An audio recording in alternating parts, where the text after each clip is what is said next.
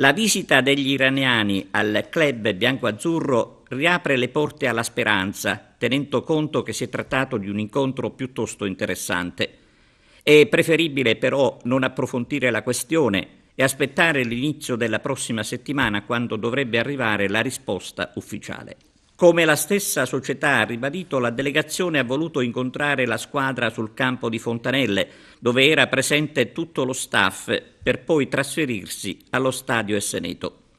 Salvare l'Acragas dal baratro, tenendola al riparo da altre mortificazioni, è il sogno degli agrigentini, che vorrebbero riabbracciare la squadra tra le mura amiche. Soprattutto per questo è importantissimo arrivare a sottoscrivere l'accordo con la nuova cordata, così come è importante in questo momento che il Comune faccia la sua parte. Una sua opinione sull'Acragas, sul progetto che si sta a quanto pare realizzando? Beh, io sento parlare da tempo di progetti che stanno per realizzarsi.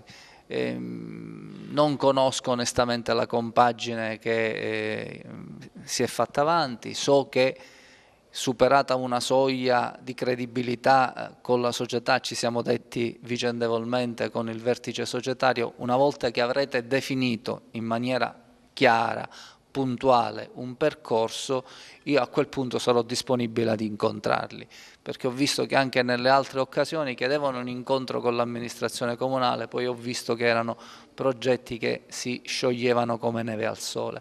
E allora, se questa, come alcuni ritengono, sia una pista credibile, una volta che siano messi a punto una serie di tasselli e questi elementi di credibilità affioreranno in pienezza, l'amministrazione è pronta a incontrarli e a supportarli nel percorso di salvataggio e di rilancio dell'Acragas. Intanto il 21 gennaio l'Acragas incontrerà il Monopoli, naturalmente sul neutro di Siracusa.